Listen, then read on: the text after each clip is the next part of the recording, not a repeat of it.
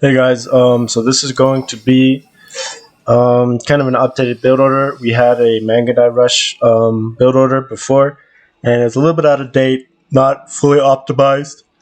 So this is going to be more of an optimized build order to get your Mangudai out as fast as possible, and as well as this is going to be kind of a silver tree opening, so it's going to be playing into going into trade behind it. So the build is basically just a 9-2 fast age 2. And then kind of we do the same kind of villager split during age up, 6 on food, 3 on gold, 3 on wood, to make sure we have enough to get a wheelbarrow on age up after our first production. And then from there we're just rallying up to 10, 11 villagers on food to make sure we have enough for constant production from our range. And then we're going to drop a stable or a blacksmith, kind of depending on the situation of the game. And from there, you just, depending on your silver tree and when it places and everything, you're going to start producing traders basically constantly and be rallying villagers onto wood to about 15 villagers on wood. And that's pretty much it, guys. We'll go ahead and try to do the build right now so you guys can see it. Our first opening play here, we're going to grab our villagers, put them onto chopping a straggler tree, and pull one of those villagers onto the uvu. We're going to set up our TC and get our con scouting. So here we go.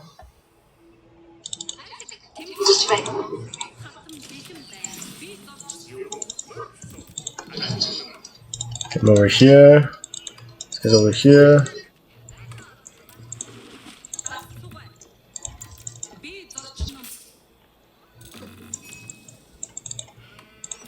Let's set this girl up over here. You're gonna go over there. It's really important to make sure you got those, grab those villagers on their first drop off there.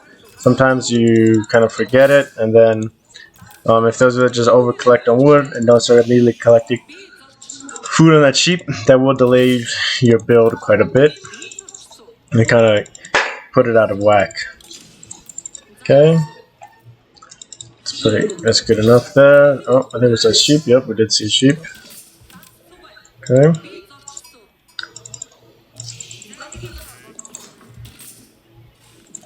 Okay, 7-1. 7 on food, 1 on gold. And right now is when we transition one more villager onto gold. Go to 7-2 split.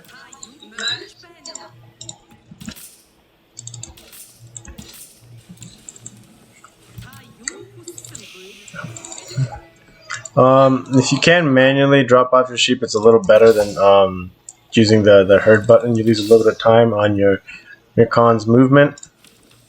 Now that we've got 2 on gold, 7-2, we're going to go up to 9 on food. And then we're going to go up to 3 on wood. And then 1 more on food, 1 more on gold. And then everyone back onto food until we hit about 10 or 11. I do like to re-select a different sheep every time to make sure the villagers don't overkill any sheep. It does help a little bit with efficiency. Now we have our 9-2 split, and this is our fastest age up timing. Around 2:30, 2:45, we're going to be looking to start clicking up. Since we still got quite some time here, we're going to go ahead and queue another villager. You want to be careful you don't over-queue villagers, so you get an ideal timing here. And you can see once we're right around 200 gold, that's when you're going to have to be paying attention.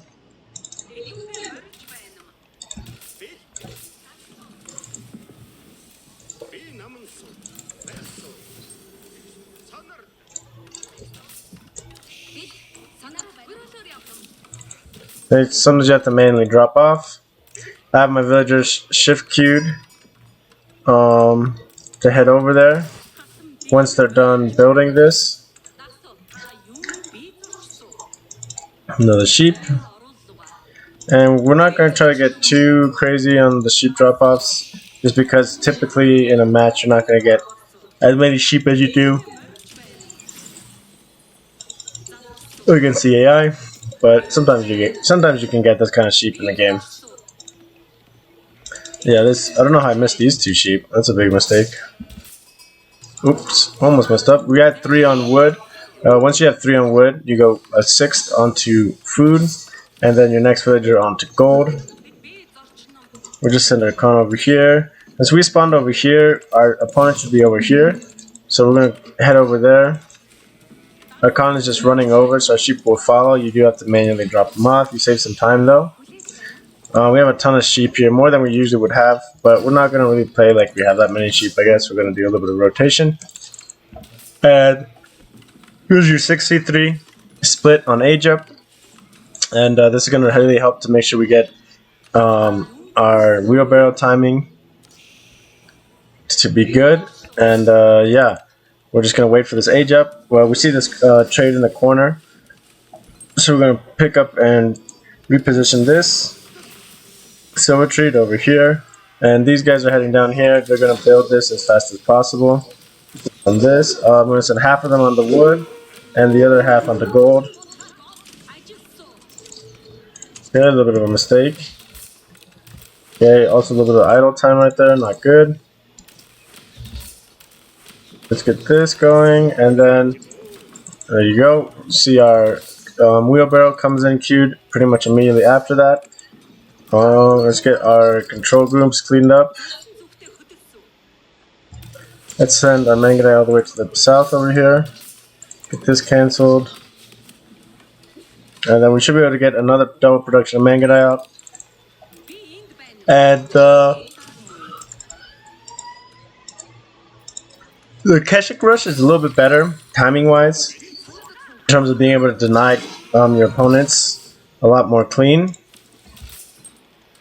And so right now, this is kind of the pivoting point of the game. So if you can start building traders immediately with your silver tree over there, I think it's better to drop a production building or a blacksmith first. Right now we're just doing our blacksmith. But usually I'd like to do production building. It gives you a lot more flexibility in what you can do against your opponent.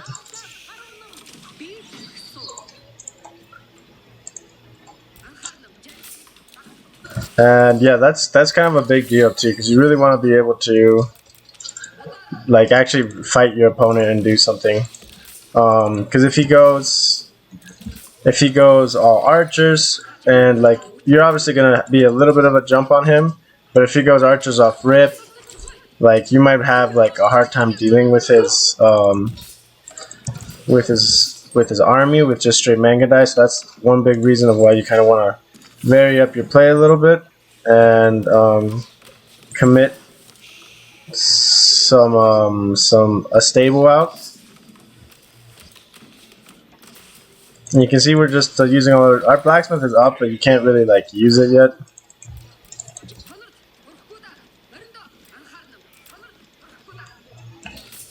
Okay, another thing is make sure our queues stay full, especially the silver tree. The silver tree gets pretty busy pretty quick.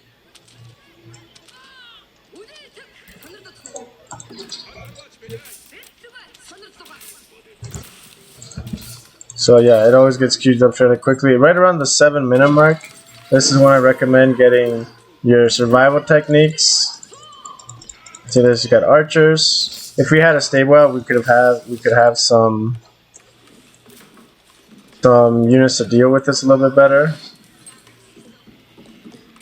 And we're just gonna pretend we are food starved, like we don't have any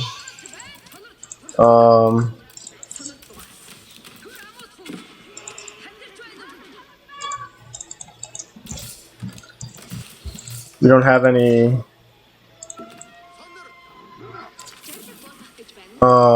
sheep left. Sometimes it happens in matches.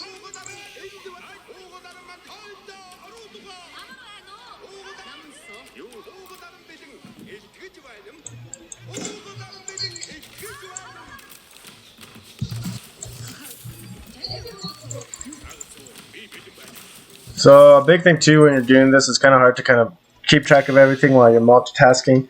That's basically the build here at this point. We're going up to probably around 14 villagers, 15 villagers onto wood. And then if you start to get a little bit food heavy here, you can invest, or gold heavy, sorry, you can drop these 5 villagers. You can pull them off of gold and go into wood. Sometimes it's really nice to do so. Drop a gur here. Actually, I shouldn't drop a gur here. So it depends on your spawn, but okay. Like typically, you're gonna use this girl on a gold like further out. You're not gonna be able to consistently expect that your gold is like usable. Right now, we have a lot of villagers on or a lot of gold floating, so we're gonna drop our villagers onto food.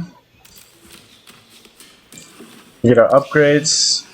And then our villagers that spawn, we're going to send them onto sheep, and we can start getting our pasture upgrades going. And that's pretty much the build. You just keep cranking out units.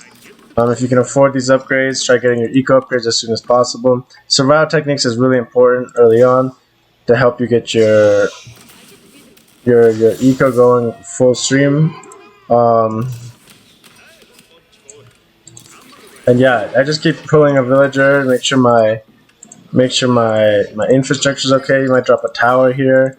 If you're starting to get like some raids at home, I don't know. There's a lot that could be going on. So, you know, each match is a little bit different. And this is just all Mangudai, but that's why I like getting a stables instead of that early blacksmith, because it allows you to be a little bit more flexible in your army composition. We'll just go ahead and end it here at this point, because that's pretty much the whole build here at the 10-minute mark. So the blacksmith, again, really depends on what your opponent does, how they play. If they're going super fast castle-y, or they're going for TC kind of a play, that extra +1 arrow defense or +1 arrow damage, you can rush it a little bit earlier and get it up and going. This stable is really nice because instead of this massive, what do we have, 12 Mangudai here. I think there was another one on the way. Either way, you can see we're floating a lot of food. So this can either be, we can fast castle from here, which is basically about a minute away is fast castle. Or we can, if you have a stable up instead of the blacksmith, you have the stable up and now you've been pumping knights and horsemen out, and you'll have like 2-3 Keshiks, maybe a couple horsemen mixed in there. So that's another thing. It's nice because it can give you flexibility. Because there's also times if he starts going just mass archers, he's only got a range out. If you just commit to a full Mangudai versus Archer war, it's finicky. It's very finicky. You have to take favorable fights. You have to take good fights. You have to have a good mass to take it and win. And there's definitely a possibility of losing these fights really significantly, because he's going to have the range damage on you, the range advantage on you. Right now, at the 10-minute mark, we have 13 traders too, so that's another nice thing. So the Mangudai are nice because you can harass, you can deny second TCs, but you can also fall back and do a really good job defending your trade here. The blacksmith is nice, but again, totally dependent on the gameplay and what's happening. I prefer personally range into immediate stable, and that gives you a lot of flexibility. If he's going hard into archers, he doesn't drop anything else. You know, getting a couple Keshik out early can be a really nice deal. And eventually, you're always going to want those horses out anyway. So they can really solidify your raiding potential with a couple Keshik or horsemen mixed in. And yeah, that's pretty much the build, guys. I've been kind of working on getting that done. So we'll just go over it one more time just so you guys can see just the opening build order, the steps. We'll just go over it fairly slowly just so you guys can see it. It can be a little bit intensive micro-wise, but once you get it going, it's pretty strong. It's not a true trade boom, I would say, because a true trade boom, you'd probably use your double production on your silver tree to really accelerate the production there. But yeah, I feel like it's a good, it's still a strong boom, and you start producing a lot of military there, so there's definitely got some potential with this build. So again, right off rip, straggler tree, 5 vills, and then onto food, 1 villager onto Ubu, and then he's going onto gold, villagers rallying onto sheep until you get 7 on food. Let's switch this over. Connor's running around scouting. You want him to get back before the 2-minute mark. In worst case, but usually around the minute and a half mark is a pretty nice timing, because you can get a decent quadrant of the map and then come back and then hit the other quadrant and come back without getting too much overlap involved. So now we're on 7 on food, and from 7 on food we go on to 1 more on gold. We'll speed this up a little bit. And then after this 2nd on gold, we're going to go back onto food, and we're going to go up to 9 on food. And this is just your fastest possible way to age up for your best timings here. So we're going to get 2 more on the food. And then after this 2 on food, we will go on to a 3 on the wood. You can see we dropped off around the minute and a half, and now we're going up and around. We're getting this next quadrant, and on and coming back, we're not getting a lot of overlap, which is nice, just to make our scouting as efficient as possible. We've got 9-2. New villagers are getting rallied on to wood. We're dropping our silver tree. Dropping a villager. We have to force a drop off to make sure we maintain our villager production. Sometimes that will happen. Sometimes it won't. You guys will kind of see as you go. Silver trees up. All of these villagers are shift queued to go over to the Ubu to drop a range. If you build it with 1 lone villager, I think it's 60 seconds or like 30 seconds or something. With 4 villagers building it, it pops out that archery range much faster. If you build it right here and walk the archery range over, you lose a lot of time on the pack up and unpack. And it's actually worth it if you're trying to rush your Mangudai as fast as possible, to walk over and build it on your Ubu. Sometimes your Ubu is here, sometimes it's right next to you, so you never know. On the split on the villagers during age up, I forgot to say, it's after these 3 on wood, it's 1 on the food and 1 on the gold. So you're 6-3-3, and then you're rallying villagers onto food.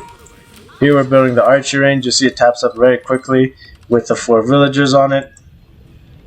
And from here we're going to produce our Mangudai. Silver tree is heading over to the corner so we can start trading. I've played around with shorter trade lines and longer trade lines. Sometimes the shorter trade line is nice. And then other times I kind of wish I had gone for the longer trade line, just because if it's a 1 or 2 turn-ins that get in, if it's 1 turn-in, it's basically worth it. It's more than worth it as a silver tree. With a regular market, it's worth basically 1-to-1 on 1 trade. So, yeah, I mean, you lose a little bit of resources, but gold is technically better to be getting. Okay, so first Mangudai are out. You can see and our timing wise, you can see we're going to be hitting around the 5.5 minute mark our opponent's base. You're stopping a lot of second TC timings with that. You're not stopping a fast rushed English or a Rus second TC, but you might be catching it on the very end of it. So that's one thing too. Depending on your opponent, you might not do this build. You might do a Keshik rush instead. But the one thing that a lot of people are playing meta-wise currently is immediate barracks to stop these Keshik rushes that have been pretty prevalent in the meta. So that's something you should be doing. You can catch somebody off guard, have them invested in spears blindly, and take a good advantage from that. Again, blacksmith, not necessarily necessary. Nice to have. Stable can be a really good option. Usually a better option is to drop the stable instead. And then we have silver tree is starting to trade 70 gold per trip, which is good. And yeah, that's pretty much the build order. Here, after we get onto 11 villagers onto food, these 11 villagers on food is going to be more than enough to sustain our archery range, which needs about 7 villagers on sheep and 4 villagers for our villager production. So we need 11 villagers to maintain this production constant. But with wheelbarrow involved, it helps out a little bit. And if we are able to bring it over to these deer packs, it's going to help out a bunch with survival techniques. You may be able to get that number from 7 for your Mangudai down to 6 or 5, which is going to be a really big improvement on what you can do with your villagers there. Here we're going to rally villagers to about 14, 15 villagers on wood. It seems super heavy, and it is really heavy on wood, but your silver tree is 60 wood every 17 seconds, so it's about 180 um, wood per minute, which we're talking like 8 villagers or so, I believe. Let me see. It's 180 divided by 40. Okay, so it's 4.5 villagers to keep that going constantly. And the other thing, though, is you want to be able to drop infrastructure constantly too, whether it be pastures, whether it be military infrastructure buildings. That's the other thing. That's kind of why I like going a little bit heavier here. If you do commit into villagers onto deer or into food, they're going to head over to the food. They're going to be a little bit delayed. I like to go a little bit heavy on the on the wood first, and then transition into a food play. Again, optional, kind of what's going on during the match, how things are playing out. And you kind of have to get a feel for it. Perhaps you want to just invest into food a little bit earlier and just keep these, because you will have a stable instead of a blacksmith. If you vary your build, you can keep those two military buildings cranking out constantly. So just things to keep in mind. Very matchup dependent, but this build lets you to rush your Mangudai as fast as possible, get trade going behind it, and yeah, that's pretty much it. It's just a new kind of improved, a little bit more streamlined and faster version of our Mangudai Rush that we published way back in season 2. So yeah, that's pretty much it. Pretty much it, guys. Thanks for watching, and I will see you on the next one.